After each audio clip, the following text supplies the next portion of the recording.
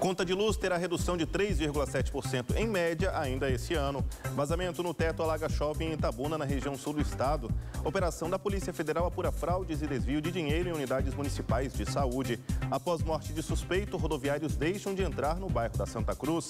Mais um incêndio de grandes proporções em Salvador, dessa vez em uma empresa de reciclagem. No esporte, técnico Cláudio Tencati é apresentado no Vitória e fala sobre maior oportunidade na carreira. E o Bahia se prepara para a semifinal contra o Atlético de Alagoinhas. É o TVE Notícias e começa agora.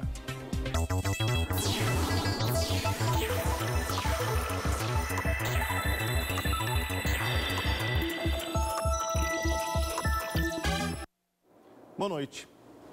A ANEEL anunciou hoje que as contas de energia ficarão, em média, 3,7% mais baratas agora em 2019.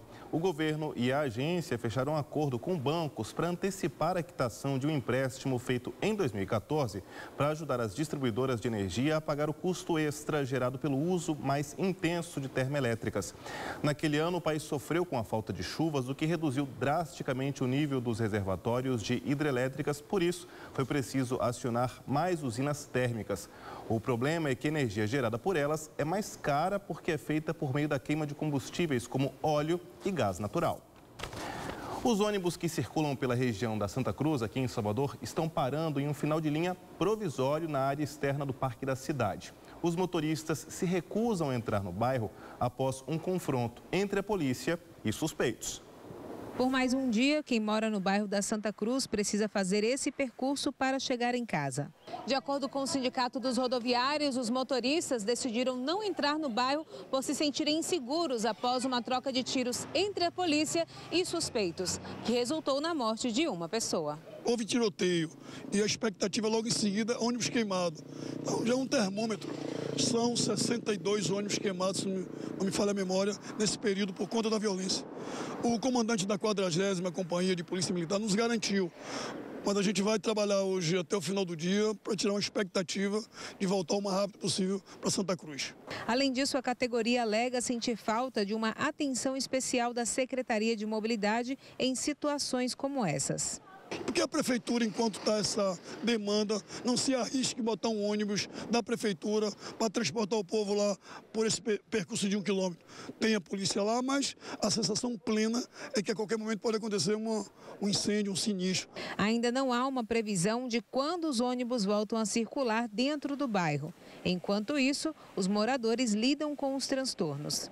Por receio, ninguém quis falar sobre o assunto. Em nota, a Secretaria de Segurança Pública informou que o local teve reforço policial e que não há motivos para a interrupção do trajeto. A circulação de ônibus na região já tinha sido alterada essa semana, na noite de segunda-feira, depois que um policial civil foi baleado de raspão na cabeça no nordeste de Amaralina. Em nota, a CEMOB informou que, para garantir a integridade dos operadores do sistema de transporte público, autorizou o remanejamento do terminal e está acompanhando a operação para que os ônibus retornem à base de origem no bairro. No dia seguinte ao incêndio na fábrica de colchões em Valéria, 20 famílias estão abrigadas em hotéis ou na casa de parentes. Os bombeiros ainda finalizam o trabalho de rescaldo. No dia seguinte ao incêndio, muitos ainda não conseguiam acreditar. Minha ficha não tinha caído ainda, gente. Quando eu olhei ontem que eu vi a chama, eu disse, não, eu tenho que ir lá para mim ver se isso é real mesmo. E quando eu cheguei aqui, meu coração doeu muito de ver essa cena. A preocupação foi muito grande. Até agora, a ficha realmente ainda não caiu. O fogo começou antes das 6 da manhã, segundo o Corpo de Bombeiros, em uma área de produção de blocos de espuma. E o material inflamável fez com que as chamas se espalhassem com facilidade. A fábrica de colchões funcionava na rua Eurico Temporal, em Valéria. As chamas atingiram cerca de 30 metros de altura e consumiram mais de 60% do prédio. Ninguém ficou ferido, mas cerca de 20 casas precisaram ser desocupadas, segundo a Codesal. Algumas famílias estão nesse hotel, outras foram para a casa de parentes. Tem uma criança recém-nascida, uma neta, nós teve que sair para ir para casa de minha irmã, lá pro Largo de Valéria, entendeu? Porque não podia ficar com medo da explosão ou fumaça. Edi Carlos teve que sair de casa às pressas com a esposa e os 2 filhos. Voltou hoje para pegar os documentos. A gente estava dormindo, quando a gente escutou a voz, sai, que a autobomba está pegando fogo. Quando a gente saiu, peguei as duas crianças, uma de 6 e uma de 2 anos. Só deu tempo só de chegar na esquina, o túnel explodiu lá, caiu os 2 pedaços de viga grande lá por cima da cama e não deu tempo de pegar nada. No local, ainda há sinais da fumaça tóxica, mas nada comparado ao que foi visto ontem, quando uma nuvem preta tomou conta do céu. Enquanto as causas do incêndio estão sendo investigadas, o Corpo de Bombeiros continua o trabalho de rescaldo. Ontem, combatemos com o LGE, conseguimos extinguir os focos de incêndio que estavam próximos, mas como tem um risco ainda, existe algum material dentro desses tanques, a própria empresa já acionou prepostos sob a sua responsabilidade para fazer essa remoção, se ainda tiver dentro dos tanques esse resíduo. E aí sim o bombeiro finalizar a ocorrência. Muitos funcionários acompanham o trabalho de controle das chamas. Alguns ajudam como podem. Hoje foi dia de tentar recuperar documentos e objetos da fábrica. Todos esperam uma resposta da empresa. Temos que sustentar nossa família e estamos aguardando aqui uma resposta e temos certeza que a resposta vai ser positiva. A Secretaria de Desenvolvimento Econômico do Estado informou que está dando apoio institucional e acompanhando o caso. Por ser uma unidade que gera aproximadamente 500 empregos diretos em Salvador, a Secretaria aprovou a prorrogação de incentivos fiscais para a empresa. A Ortobon deve assinar um protocolo de intenções com o governo do Estado para ampliação da fábrica, com investimento de R$9 milhões, o que deve gerar 100 novos postos de trabalho. E uma coisa que a gente pede é que ela não saia do bairro de Valéria, porque se essa empresa sair do bairro de Valéria, totalmente Valéria morre. Hora de ver ao vivo como é que está o trânsito na cidade, com imagens ao vivo da Avenida Oceânica, ali com a Presidente Vargas. São 6 horas e 37 minutos, os carros parados na sinaleira, mas sem grandes retenções. A seguir, incêndio atinge empresa de reciclagem em Salvador. E veja ainda, a Defensoria Pública do Estado promove debate sobre pessoas em situação de rua.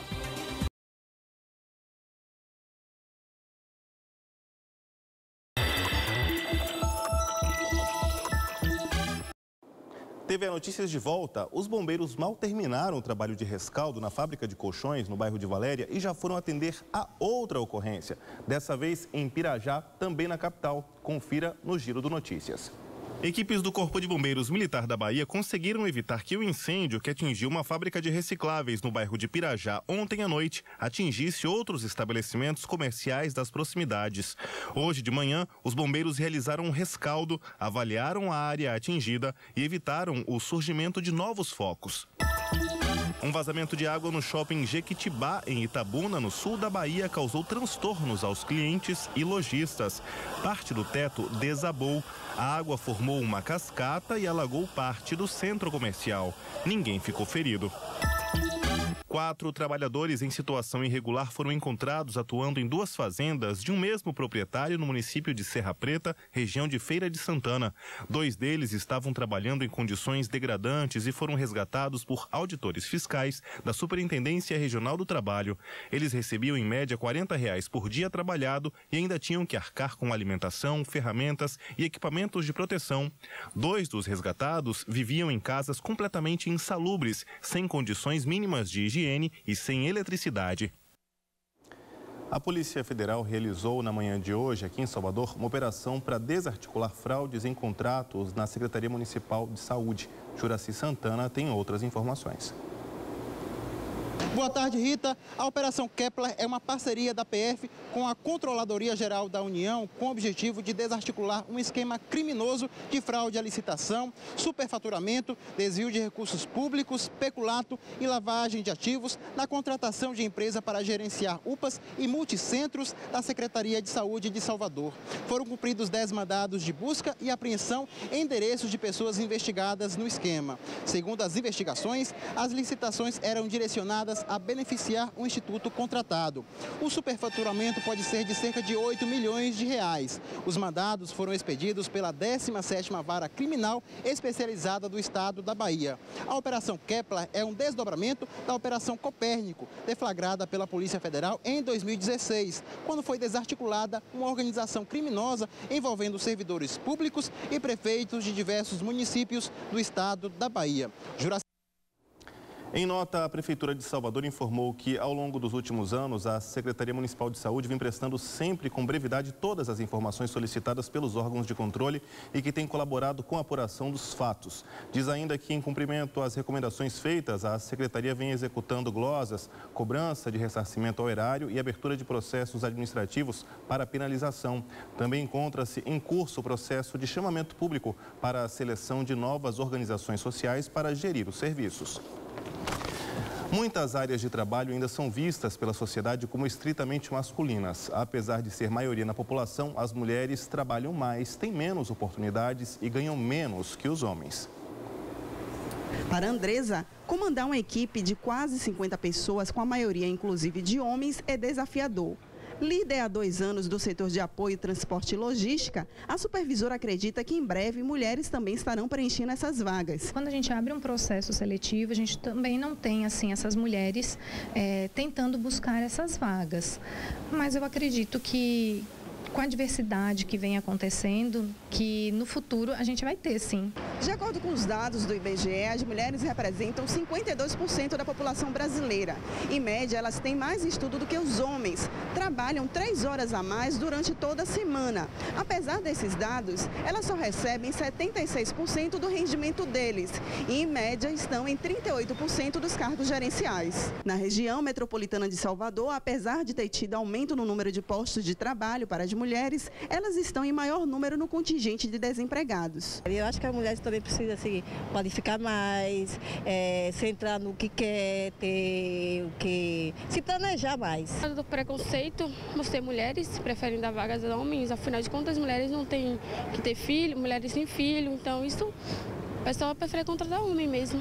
Nesse laboratório de análises clínicas, dos 300 colaboradores, 70% são mulheres. Para a gestora da unidade, para que mais mulheres estejam no mercado de trabalho, é preciso que as empresas adotem medidas e políticas que respeitem a diversidade e a dupla jornada que geralmente as mulheres têm. De fato, a mulher hoje ela tem uma jornada dupla, tripla em algumas situações.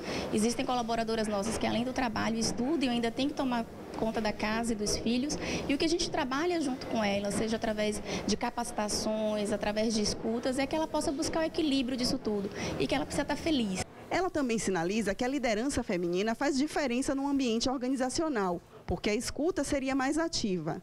A mulher ela tem um pouco mais do olhar da sensibilidade, do acolhimento, da escuta. Eu acho que a mulher ela medeia melhor os relacionamentos interpessoais da equipe e os conflitos, né? Para as mulheres negras, o desemprego ainda é maior. De acordo com o Instituto de Pesquisa Econômica Aplicada, o IPEA, as mulheres negras têm a metade da possibilidade do que a média geral da sociedade de serem afetadas. Dona Cristina tem quase 1 ano procurando emprego. Ela acredita que a baixa escolaridade é um dos fatores que dificultam o acesso ao mercado de trabalho. Isso para mim, hoje em dia, me prejudica muito, porque eu vou procurar emprego e chego lá, me deparo lá com muita gente lá que tem 1º grau, 2º grau. As obras sociais Irmã Dulce estão com inscrições abertas para o processo seletivo do curso de extensão para enfermeiros e técnicos em enfermagem. São 54 vagas para enfermeiros e 71 para técnicos. As inscrições podem ser feitas até o dia 29 de março, exclusivamente pelo site da Consultec, onde está disponível também o edital. Coordenado pelo Centro de Ensino e Pesquisa em Enfermagem das Obras Sociais Irmã Dulce, o curso tem duração de 6 meses e carga horária de 30 horas semanais. A Defensoria Pública do Estado promoveu hoje um debate sobre as pessoas em situação de rua. A ação é voltada para quem vive nos albergues conveniados e administrados pelo município.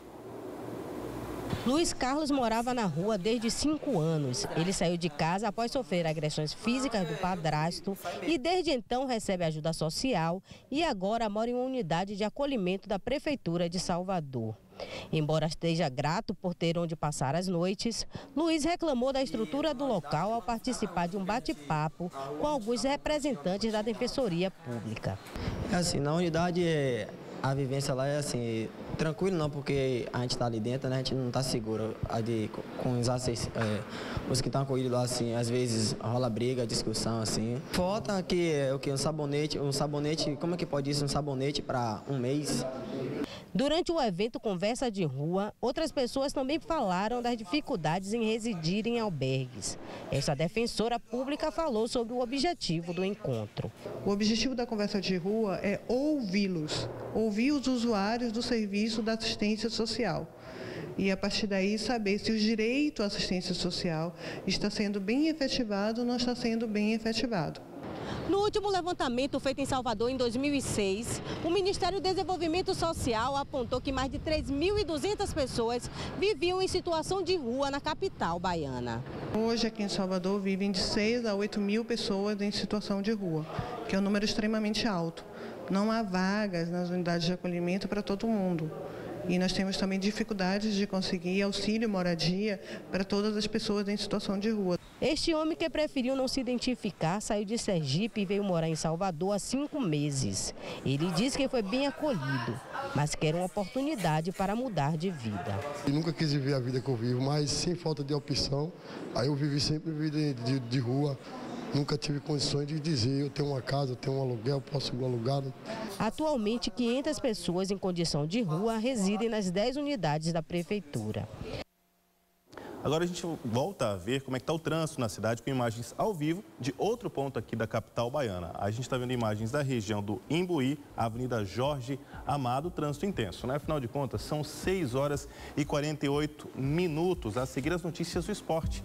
Técnico Cláudio Tencati é apresentado no Vitória e o Bahia se prepara para a semifinal. E ainda, MAB abre exposição com artistas alemães e brasileiros.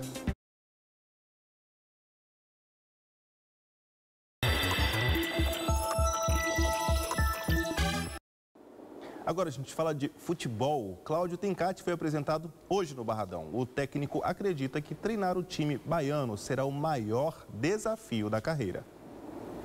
Aos 45 anos, o paranaense Cláudio Tencati aposta na experiência para mudar o cenário no Barradão. Então eu vim para desenvolver um trabalho técnico-tático. Então um trabalho direcionado para o objetivo que o Vitória quer, que como você disse, no momento nós temos que reconhecer os resultados são ruins, eliminação na Copa do Brasil, como no Campeonato Baiano. E o primeiro desafio de Tencati será já neste sábado, fora de casa, contra o ABC, pela 7ª rodada do Nordestão. Para esse jogo, o treinador promete uma atenção toda especial. Nós temos um plano emergencial para esse momento, que é a Copa Nordeste, que é o que tem de calendário para esse momento, então nós temos que nos focar para essa competição. Cláudio Tencati começou a carreira em 2011 no Londrina, onde passou um longo período, 7 temporadas. Para você ter uma ideia, nós somos tetracampeão do interior. Nós tivemos o título da Primeira Liga como um marco do projeto. Campeão paranaense 2014, o Londrina era 22 anos sem título. Então retomou um título que o interior não tinha e o Londrina conquistou de novo. Ano passado vestiu as cores do Atlético Goianiense. De fevereiro a outubro, acabou demitido após um jejum de 5 jogos com o time na 6ª posição na Série B. Agora, à frente do Vitória, tem a missão de formar um time mais competitivo. Um dos pontos importantes do meu trabalho para o Vitória vai ser a valorização dos jogadores da base. Eu tenho isso como projeto meu como treinador. Depois da coletiva, o técnico comandou o primeiro treino com pouco tempo para ajustar o time para o duelo do fim de semana. Vitória da Conquista e Bahia de Feira começam a decidir hoje uma vaga na final do Campeonato Baiano. Amanhã será a vez de Bahia e Atlético de Alagoinhas. No tricolor, um jogador voltou no momento certo para ajudar a equipe. Foram 2 meses longe do time. Elton se recuperou de uma lesão no pubis e retornou em uma partida decisiva. O volante foi bem e deu até passe para gol. E é difícil o cara ficar de fora. O cara que está sempre acostumado ali dentro do campo, então o cara vai sofrendo também. Não é só quem está dentro do campo que sofre, quem está fora sofre mais. Mas é o apoio da minha esposa, dos meus filhos, sempre junto. Eles sofrem mais porque nós jogadores, quando tá machucado, chega em casa birrento, bicudo por não estar conseguindo jogar. No tempo em que esteve fora, Elton acompanhou o pior momento da equipe na temporada. O tricolor foi eliminado da Sul-Americana, correu risco no Baiano e o técnico Enderson Moreira esteve ameaçado no comando do tricolor. A qualidade que tem nosso grupo, nosso time, tem que vir uns resultados. Tem que vir uns triunfos e dentro da nossa casa a gente não estava conseguindo impor um ritmo de jogo bom, uma posse de bola, marcação forte. E nesse jogo lá agora que passou a gente conseguiu marcação forte, posse de bola. Elton deve permanecer entre os titulares em outro jogo importante. Com Gregory machucado, Enderson Moreira deve manter ele e Douglas no meio de campo. Estou feliz e estou à disposição do treinador. Se ele precisar de mim de novo amanhã, vou entrar, vou dar meu máximo, como sempre fiz. O primeiro jogo da semifinal vai ser em Salvador, mas a decisão da vaga será em Alagoinhas na próxima quarta-feira. A gente tem que cuidar nesse jogo, lógico, impor nosso ritmo dentro da nossa casa. É importante também buscar o apoio da nossa torcida dentro da nossa casa. Tenho certeza que a gente vai fazer um grande jogo. Do esporte para as artes plásticas, o Museu de Arte da Bahia está com uma mostra de artistas alemães e brasileiros, sendo 5 baianos. A exposição Berlim Bahia, composta por pintura, xilogravura, instalação e escultura, vai até o dia 21 de abril. A exposição Berlim Bahia reúne o trabalho de 11 artistas plásticos. São 5 alemães e 5 baianos e a única artista mulher, Cristina Barroso, paulista, radicada na Alemanha. Ela utilizou papel recortado e tinta para criar a arte, entidade digital e a saudade. Nós expomos muito lá na Alemanha, nos conhecemos há muitos anos e essa relação de nós como artistas nos aproximou para fazer esse intercâmbio cultural. A proposta do grupo é desenvolver relações criativas em uma série de exposições no Brasil e Europa. A primeira mostra aconteceu em 2018 em Berlim. Agora, em 2019, eles consolidam um intercâmbio cultural no Museu de Arte Moderna da Bahia. Tem uma relação de amizade que vai se construindo a partir da estética, a partir da linguagem, da compreensão, da poética, que tem uma coisa que fala aí uma língua bem próxima. Na parede e no salão da galeria, estilos, técnicas e linguagens diversas. A exposição é composta por xilogravura, pintura, instalação e esculturas em madeira. No total, 55 peças. Entre os artistas baianos, nomes como Sérgio Rabinovitch, Walter Lima, Bel Borba e Alma Andrade. É sempre uma troca de experiência, é sempre uma oportunidade que você tem de conhecer também o trabalho do outro, porque você sempre aprende olhando. O artista é esse sujeito que passa a vida olhando que outros fazem para que ele dê um passinho mais à frente. O público que prestigiou a abertura da exposição gostou do resultado da arte que atravessa fronteiras. Acho muito natural que se faça um intercâmbio de artistas do Brasil com a Alemanha, com outros países da Europa, com os Estados Unidos, com Portugal. Por que não? Quanto mais intercâmbio, melhor.